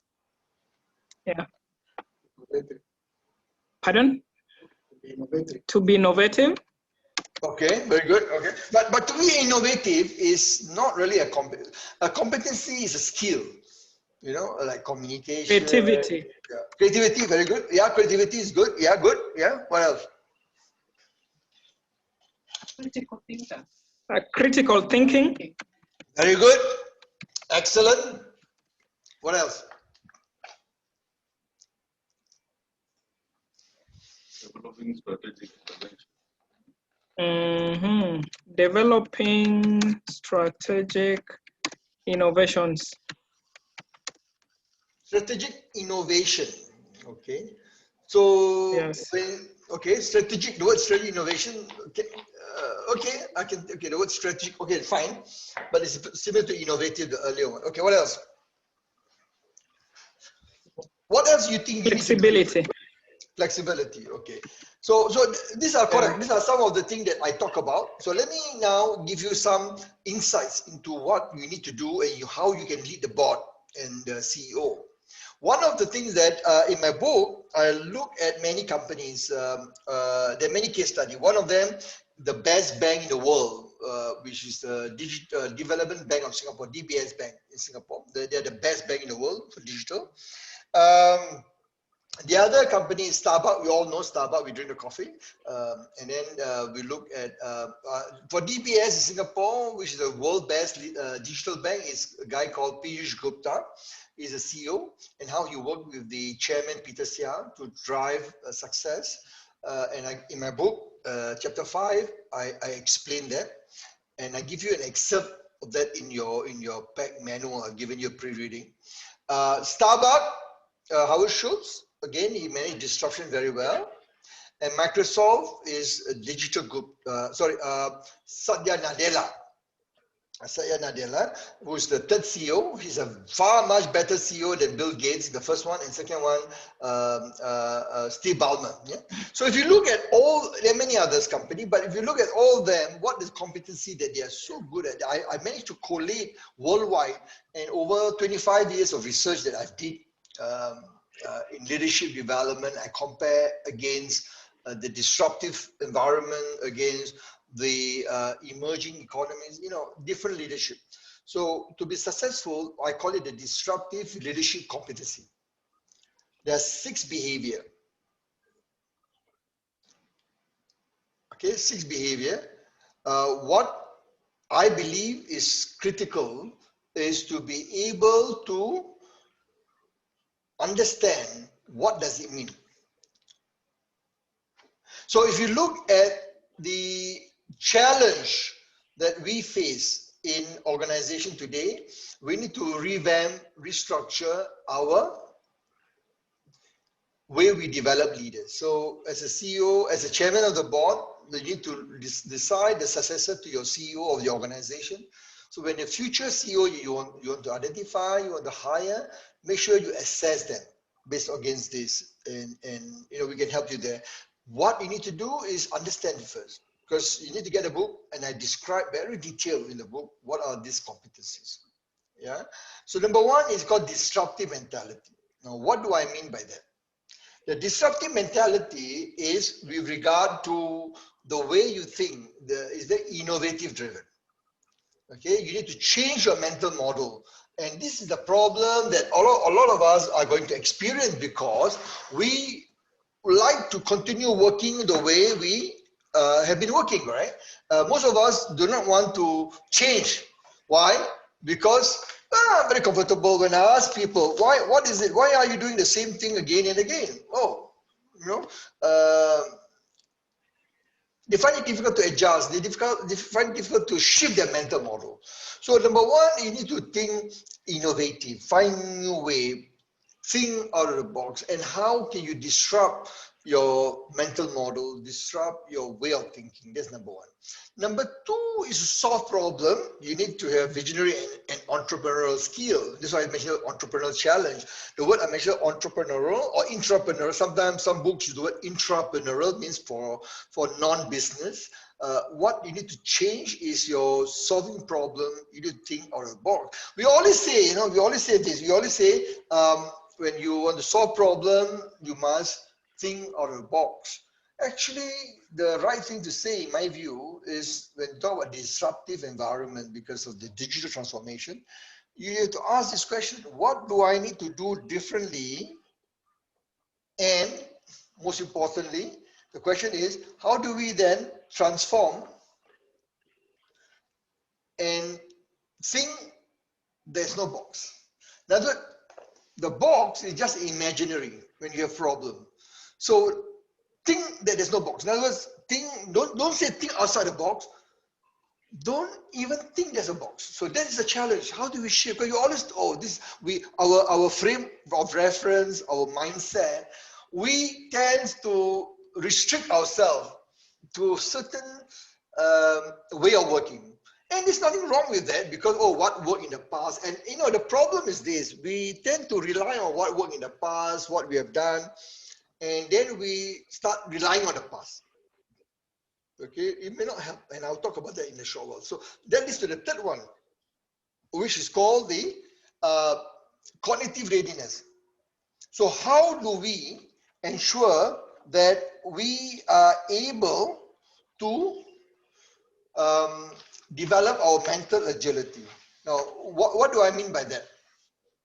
The mental agility is able to develop what we call cognitive readiness skills to assess our thought process. How do we use emotional intelligence? How do we think and assess information? While we can rely on machine, we all talk about machine, right? Machine robots to help us, AI, big data. We cannot just rely on that alone. We must ask ourselves, is there other ways of doing things? Maybe sometimes we cannot just rely 100% on the data that we have. We have to question. Just like today, we receive a lot of news, fake news. Fake news, things people spread on WhatsApp, on social media. So we need to assess information. Hey, is it relevant? Is there validity, reliability of this information? So that's cognitive readiness. Then it comes to the fourth one, resilience. How do we change ourselves? How do we adapt to the new environment quickly? When we fail, how do we bounce quickly? Okay, when we fail, how do we bounce quickly to meet the need of the, to solve problem, to be able to support our team? And number 5 is our empathy and social skills. So how do we care for each other? How do we understand the customer's issue, or the citizen? In your case, most of you are, government agency, the residents in Kenya, the Kenyan citizens. the electorate, what are their concerns? What do you need to do to support?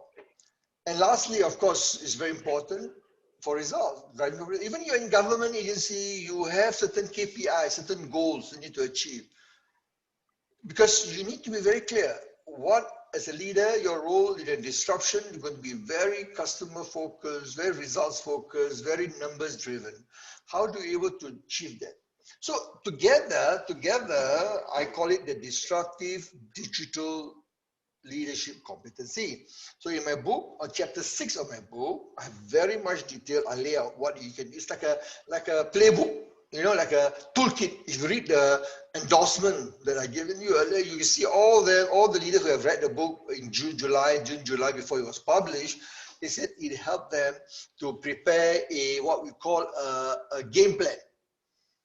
What they need to do, go to market in a disruptive workplace. Yeah? So think about it, reflect on this, read again the information I've given you. I give you an article which is coming out later part of this month, embargoed means not public, but you're not supposed to distribute. I got permission only to allow you to read for yourself. You cannot distribute to anybody because the publisher of the magazine only coming out in 25th of November. So it's not published yet. Yeah. Okay, then we have, remember I talked about number 3, the cognitive readiness earlier. So if you look at number 3, cognitive readiness, yeah, here. Okay, so now I'm going to show you the detail. So I break it up. So this cognitive readiness, I started in 2016 in research in the VUCA environment. Volatility, uncertainty, complexity, ambiguity. Because of the 4th Industrial Revolution in 2016, I wrote a lot of articles, research, and I published in 2019, I came out with a book. But what happened was, we did a global survey in 2016. So we asked thousands of leaders worldwide. We asked our client globally, what is it that you think the leaders need to do differently to be able to support the business? So they've given us many. So we collate, we look at the top competencies. Number 1 is metacognition. Again, related to mental agility, but it's more about regulating. When you're upset, when you're frustrated, with a sense of loss because of disruption, how do you handle your mood? You cannot throw a tantrum. You cannot, shout and get angry. Some people, they don't know how to manage it, they get angry. So you need to shape your mental model, your agility is very important. Then you need to be present. So when you are stressed, when there's crisis, some people are all over the place, they're not controlled, they're not being present, they're not there when the staff need them. So you need to have attentional control. Be fully attached to your staff, to your people, your stakeholders. Third is sense making. So sense making is about ability to connect the dots. You see different facts, different information coming in. How do I put everything together to give you an answer to solve your problem? So when you're the board, when you meet together, when you're the government agency, maybe the minister or the prime minister has an issue, how do you look at the data? How do you provide solution? That's very important. Okay. And number 4 is intuition. Now, while we can depend on AI, you can depend on a lot of things, but it's very important, intuition, gut feeling, very important. And of course, we talk about problem solving, critical thinking just now, adaptability, I talked about agility just now, and lastly, communication, which is very important in crisis. I mentioned about the crisis model, but the good example is Marriott CEO, Arndt Sorensen, look at the video, and that together, we call it the cognitive readiness. So this is what in disruption, you must be, all of you as board member, to guide your companies that you are supporting, your organization, demonstrate this, and also for you to identify future CEO, future senior leaders, they must have all this. These are validated research worldwide. Okay. So with that note, let me just pause here. I have about 20 minutes of Q&A, and I got last few slides, just advice for you, just quote some quotes before I end. So let me now open to dialogue session. Etta? I am here. Can we invite? So questions, perspectives, and discussions.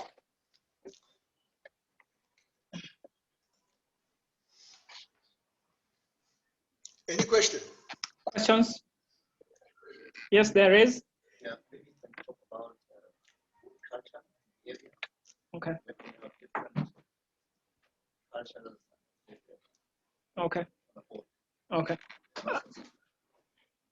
Board cultures and behaviors, when you have different cultures and personalities and all that kind of diversity when it comes to, yeah, in a board, and then and succession. So what is the question? About diversity, succession, yes. So what is the question? What expect? How do you hold board meetings and conversations, and should I call it Okay. board dynamics? Okay. Well, that is actually more, it's a different topic. It's on talent management, succession planning. So normally in those situations, when I'm working with boards, what I encourage is decision about succession, about talent management. Generally is the role of the CHRO or the head of HR. Generally, would give the CEO. However, for the board, your responsibility is to provide guidance policy with regard to how you assess the CEO. How the CEO is responsible to the board. So the role that the board should seriously pay attention to is the CEO and his potential successor. However, in reality, in a government agency, we all know the political influence, political pressure, political intervention. Sometimes you have no control. As a board member, as a chairman of the board, if the prime minister or the minister says, okay, I want this guy to go and take over the CEO, you as a board, you probably have to work and accept. That's a reality in many countries. So the question, if you have assuming you have a say, you can recommend, you can put forward some form of recommendation. Then my advice would be have that dialogue. The process is, number one, you need to be very clear. Work with the CEO and the CHRO or the head of HR, CHRO, Chief Human Resource Officer, and three things you need to be clear. Number one is the company vision, direction, which the board members should be involved anyway. Where are we going? First question I ask is, where are we going? Second is, how do we get there?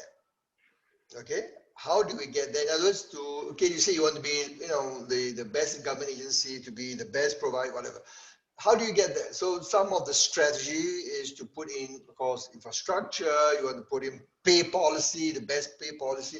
You want to hire the best people, and then in this case, it's about succession planning. So you need to define what are the type of leaders that you need. So we're going to go very aggressively in the future to transform our organizations. So we need leaders who are very creative, very mindful, disruptive mindset, blah, blah, blah, blah, blah. So this is part of your process to define the competency. Third is to evaluate who in your organization that have those competencies. So you must always start from inside, because you must give people in the organization a sense of feeling that you have tried to build within the organization the successor for the role that you have in mind for that succession planning. Could be the CEO or the successor to the CEO. The CEO is retiring or leaving. So you must look inside first. Okay, if no one meet those criteria, those competency that you define in stage 2, then you go to stage 4.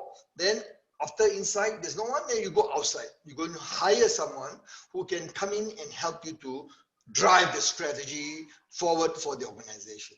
So the succession planning process is a structured approach where you look at your business strategy or your organization strategy, where you're going, and look at how do you want to get there in terms of putting the policies, and then who is available internally against a set of criteria, competency that you need to have in the person that is driving the strategy, the CEO, for example, or successful CEO.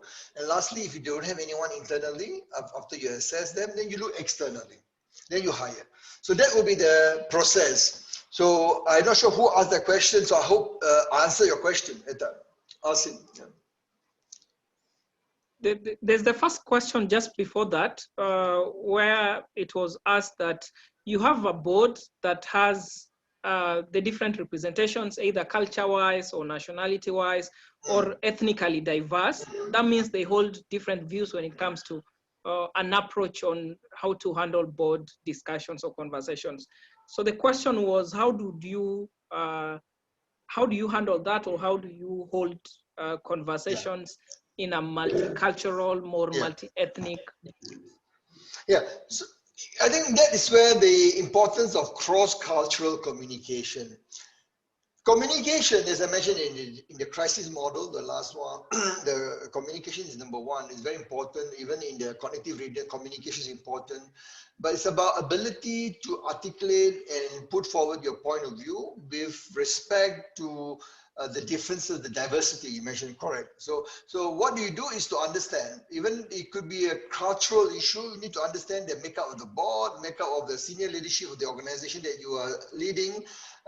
Learn about the cultural nuances, cultural differences, the way they communicate, and learn about the personality, the style of communication, because if you're dealing with the CEO of the organization, it will be useful to learn about the communication profile. Some people, they can articulate, they speak a lot. Some are very reserved, introvert. They do not speak a lot, but they got a lot to share. So how do you bring them out? How do you engage them? Some people like to see numbers, some don't like to see numbers. Some, when you're leading a board, and I lead a lot of board meetings over the last 20 years, I attend board meetings for 30 years, but I lead and chair meetings. I have people in the board that I chair, and sometimes I need to be able to allow differences of opinion. So if you are a board member or chairman who is someone very like to dominate, it's your person, nothing wrong with it. It's your style, your personality. And one tool is good to understand your own style. It's called DISC. And I'm sure Dr. Salome or Etta can give you more information. This is a very simple tool. There's another one, MBTI. This is all our psychometric assessment, which will help you to understand your personality, your communication style, your psychometric, preferences, psychometric assessment to assess your preferences in communication, and also that of the others who you lead in a very diversified, in a cross-cultural setting, so you can effectively communicate the way they understand. So learn to speak their, I always say, I speak your language, or learn to speak their language, or mind your language. There's a program, I don't know how many of you have watched this UK program called Mind. You can go to YouTube, Google it, mind your language. So you have people from, China, Japan, Pakistan, Italy, France, Slovenia, Russia, all in one classroom, learning English, and how the teachers to adapt and the nuances. And this is the reality. We are living in a global metropolis.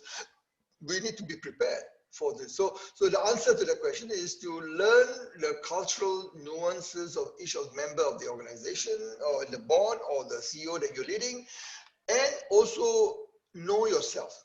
What is your style? So you can be the one that is impacting everybody else. Some of us are very strong in our views. We push through our agenda. We get things done quickly because this is our style. People don't understand. And same thing, sometimes you lead a team or CEO or organization. The CEO is very slow. Not as slow, it's not that he's not effective, but he wants to make decisions slowly to understand.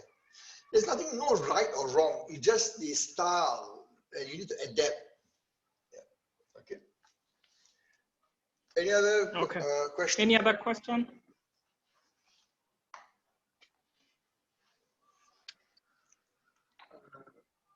How do one espouse innovation? There's a question ongoing. I'm asking, how do you espouse innovation in a public sector where things are so structured?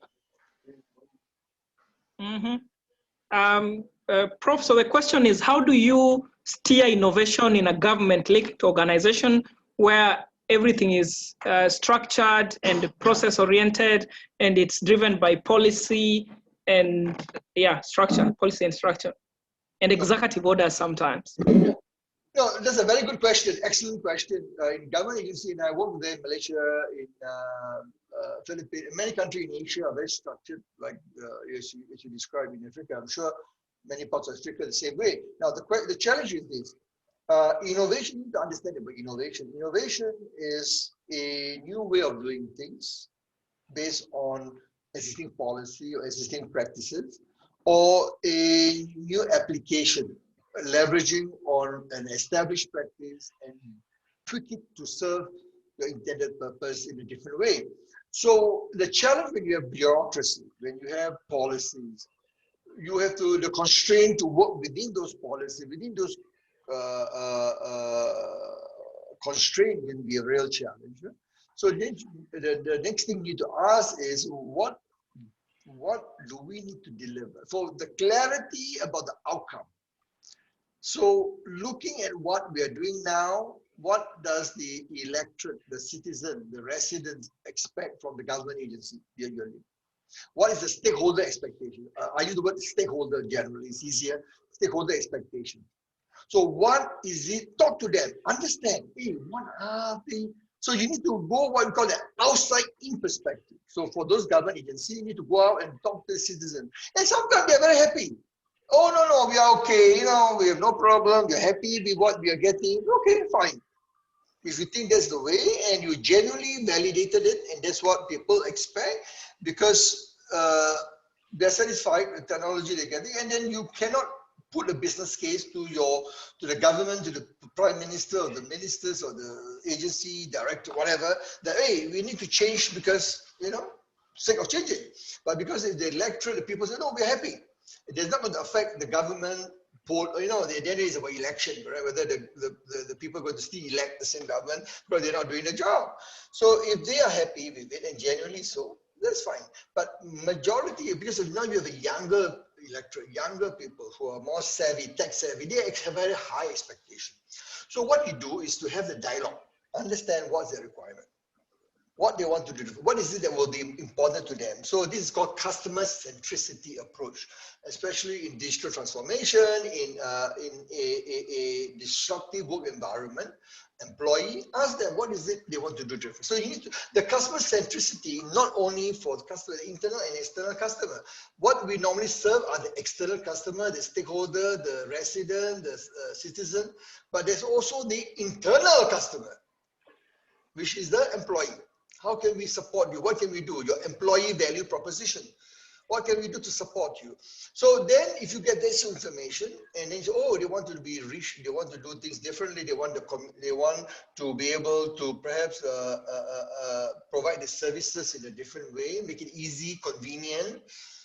Then you can disrupt the process by coming up with a new way of doing things. And then even if they violate the policy, then you need to go to the government agency or the head, the minister or prime minister, whatever.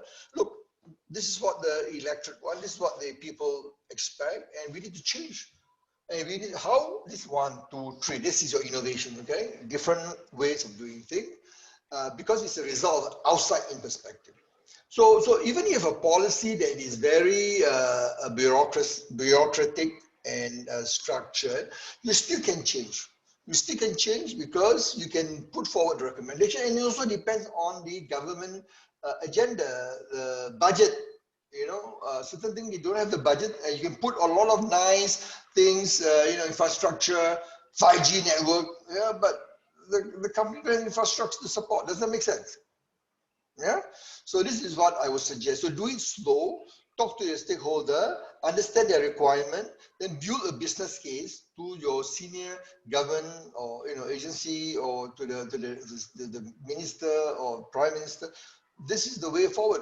Sell the idea, build the business case. Okay, Eta? Okay. Any other question? Perhaps mine is not so much a question as a comment. We focused on surviving disruptive times. I think at some point you have to be honest with yourself and realize that if you're flogging a dead horse, you have to sit and say, this company, we have to close it now. Yeah. We declare bankruptcy, or we just, it's over. It's a difficult decision, but we haven't touched on the fact that sometimes you just have to say, that's it. And we all go home. Okay. Yeah. Prof, Yeah, you've heard of that? Yeah, I heard that. Yeah, no, I think that's a very excellent point of view, because this is what we call this is called the zombie companies. The challenge, because of the pandemic, actually there's a lot of good things about the pandemic for the government. What I found in Singapore, Malaysia, Japan, even Japan, Japan has been in recession for a long time until Shinzo Abe took over 8 years ago or 10 years ago, and he just resigned 3 months ago or 2 months ago. In Japan, they have this what they call the very successful economy, but they have a lot they call zombie companies. These are companies that actually do not have a sustainable business model. They cannot survive, but because of government funding, what happened is they got funded, they got banks give them loan, they continue slowly, walking, operating, but they do not have a sustainable business model. And these are the one which you call the zombie company. And COVID-19 actually has helped to identify many of these companies. Because when the pandemic comes, when they hit them hard, they do not have a viable, they don't know what to do, they don't have a viable operating model or a viable business model to support the operation because of the pandemic, and that leads to a situation where many of them have to go into liquidation or bankruptcy and so forth. But because of the government's financial support worldwide, to sustain, to prop up some of this company, you are now prolonging a dying. They are dying already. So we're just prolonging the money could be better spent to support, and this is my view, I publish in my book and also internationally, in interviews worldwide, I always say it's better to support, and this is something which a lot of people may not happy with my statement, and including my own family. My family owns businesses, they are small, medium enterprise across Asia, and I say that some of this business should fall out, should close, because you do not have a viable model and you do not want to go into digital transformation to structure your business. What's going to happen is that when the pandemic back to the new normal and you are struggling again to survive, but you don't have a viable. So and of course, some took the advice, they implement digital transformation, they try to evolve very quickly, they try to put in place what we call the digital journey to transform the services to deliver value to the customer, adopt customer centricity, put in place the work processes, how technology can simplify the business processes and so forth. So those are the right move. We yet to see whether it works, because there's a culture in chapter 5 of my book. I talk about culture to transform any organization, whether government, private, small, big. There's a 5-step culture you need to change. This is where a lot of them are struggling, because they cannot bring the people together. Because they used to do something, they're very small. They are 5, 10, 20, 30, some 100 employees, and they cannot sustain. So you are right that some of these people, some of these companies, I would recommend them to be closed. And I would actually, when I recommended to Singapore government, I make sure very clear, and I published my view that some of these companies should not deprive other companies of the financial assistance by the government. And some countries, the government provide government secured loan of government backed loans, where if fail, the government will pay the bank, secured. So I think that money should be supported to selected companies which can survive the post-pandemic. Okay, so that's a good question. You can have one last question. Yeah. Okay. Yeah, thank you. Mine is probably not a question, but maybe a comment. A number of innovations that have caused disruptions are well-designed schemes that make other countries great and some other countries very poor. A number of these innovations come from the different countries.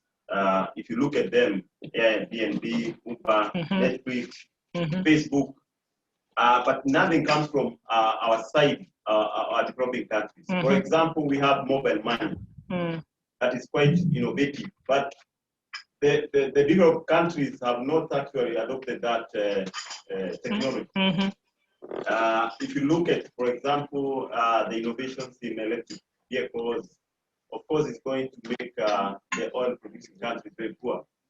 So my question is, even if you look at the COVID itself, we are not very certain. I don't want to be controversial, but could it be a design somehow to make other countries great? And some, of course, these innovations come with a lot of benefits, but some of them are schemes that have been designed to make countries great. Can you comment, bro?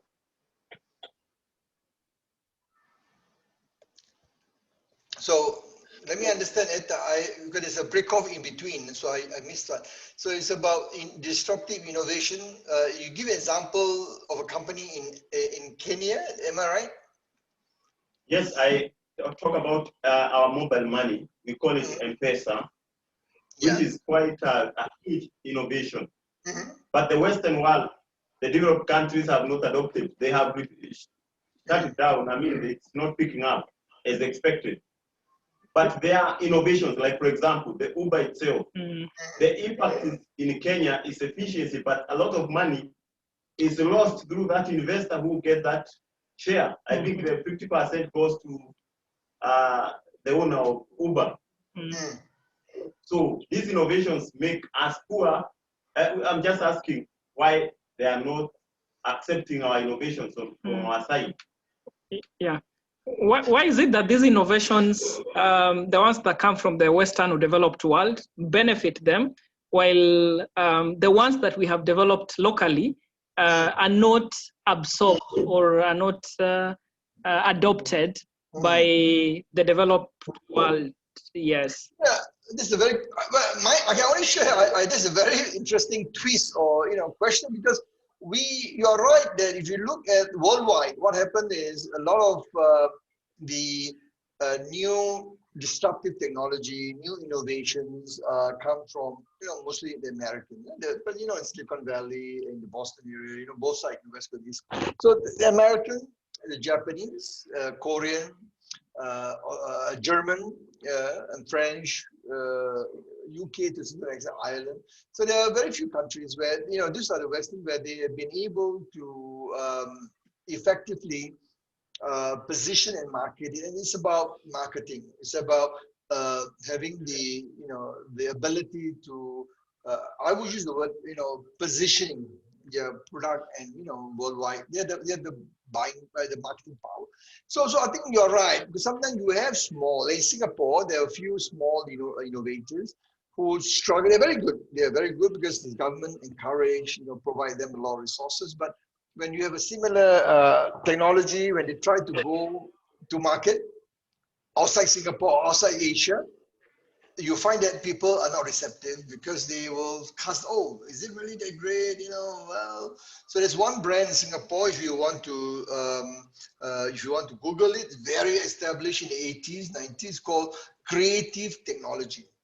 Creative Technology makes a sound card. Today, most of the PC has some form of chip, which is still made by this company. They used to make sound blaster, speakers, sound system with the PC, IBM, Dell, and all that. So they supply them. But that was in the late 90s, 2000. Then they slowed down because we have the NVIDIA chip, Intel chip, all come up with the chip inside, built into the PC. But they were the innovators. But they were one of the very early successors, because they able to position it and go to US market, and they collaborated. And what they did is, although the technology comes from Singapore, they work with the US developer, they go and use the US market to say, oh, made in US. Okay, so it's a Singapore company, Singapore technology, Singapore idea, but they go to US, work with the developer there in the PC manufacturing back in the 90s, 2000, and then branded it, made Creative Technology US, and listed in US. That's the difference. Listed in US, in the NASDAQ, and for all intent and purposes, they are seen as a US company. But many people doesn't know they are Singapore company. So the question is very relevant. So this thing about innovation coming from smaller countries and why it has not been accepted. You know, sometimes it's about positioning, it's about marketing. How do you create that visibility? How do you create that? And this is a challenge that not only in Africa, you know, in Asia, some of the smaller countries, you know, have problems, and also in Eastern Europe. You know, Poland, Hungary, Moldavia, and many other smaller countries, they are struggling to be able to position their products, innovative products on a global market space. But today is easier because today many of this, the technology is making it more easy, open, you know, level playing field where you can partner and collaborate and everything on the, you know, on a global stage, easy to position and bring a product to the market using platforms like, you know, Alibaba, you know. So it's about collaboration, positioning, marketing. So having a product idea in innovation is about idea and how you commercialize. So having an idea that is new, creative, that can viable, can serve the market is one thing. The question is the commercialization. How do you take advantage? How do you transform the idea? Tested idea is proven to be good. How do you then get the market to accept it internationally? That's the challenge, because if you're not able to do that effectively, all the effort would not be very effective. All your time, your effort to develop the product, invest, and then you find it's not accepted in the market. So it's about creating, and the government has a role to play. The government has to provide that opportunity. The government has to provide this platform for business, small businesses to connect with the global market. Yeah, like in Singapore, we have the trade, one agency that you want to check is called the Enterprise Singapore. Okay, the Enterprise Singapore is an agency, government agency, which bring all the small entrepreneur, innovator, take the idea, they will find partners overseas, bring them to over the US, Europe, Japan. So the government play a very important role. So it's a very important role. So this is where all of you as a state agency, state-owned, will have a role to play. I'm mindful the time is already 6:07 my time, which is, I believe, will be 1:07, your lunchtime. I'm taking into your lunchtime. Am I right, Etta? It's lunchtime now? Yes, it's lunchtime. So let me just conclude the last few slides. So this is my advice to all of you, that in time of crisis, you know, good leaders emerge, and good leaders not good enough. I want to change this to, in time of crisis, great leaders emerge and survive. This is my quote. In time of crisis, great leaders not only emerge, but they will survive. Now, Rudolph Giuliani is the former mayor of New York during September 11. He became famous because of September 11, how he brings people together. He's now Donald Trump's personal lawyer. You know, he's in the news for wrong reasons. But it's a great leader at that time during September 11 in 2001. Yeah. The other quote I want to share with you is this quote from a German philosopher. And he says that the task is not so much to see what no one yet has seen, but to think what nobody yet has thought about what everybody sees.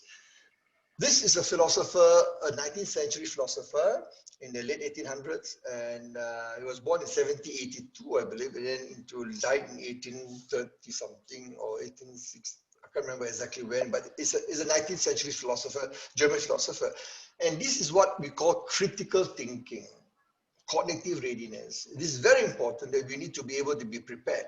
How we transform, how do you bring this to you know, our team, our people, how to get people to understand this. Yeah. And lastly, I've given you, this is the link, I think Etta or from the College Human Resource will give you the link easy for you. So all the videos that I talk about, you can go in there, subscribe, free, subscribe, So anytime, every week, there are new video you can update, share with this. You can share with all your team, your staff, your whole of your organization. Let them subscribe. It's free. Yeah, I do it as part of sharing knowledge. Yeah.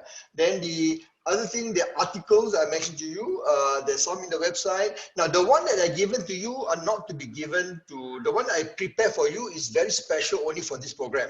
Some are licensed that I got only for my participants, so I'm giving it to you.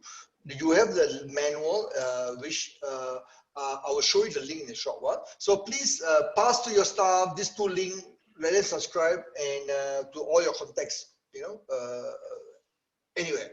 Outside Kenya, it doesn't matter. Just to announce it, just because of this book, this book, the Disruptive Leadership in Disruptive Time. I'm not sure if they can see the logo at the top there, but I'm not sure you can see the book. Yeah, so it's a bit because of the impact, not so easy to see. What happened is, book is now been accepted in Paris, in France, as the leading book to be adopted for the MBA in Disruptive Leadership and Digital Transformation. It's a recognized global, it's recognized by Malaysian, UK government, it's the UK certificate, you know. So if you are interested, anyone who has an MBA can transfer your MBA credit to get this new, but you have to do a project. And couple of modules on your MBA, where is it from, and also it's recognized.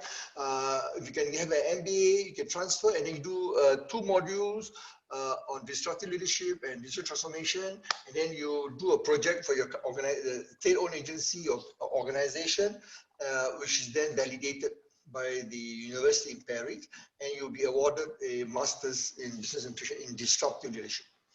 If you're interested, the link is there. You will get all this slide. You can click on the link or email. The email is there. And lastly, this is my contact. So you can join me on my personal LinkedIn. This is my personal. This is my email. You have also the disruptive leadership. You can go and click and become follower. So every week there'll be new articles, new research, new free. All are free. All my material is free except the book. If I have my way, I'll give it free, but this is because the publisher is a US company. They invested a lot of things. So but I've given a special deal for college HRM.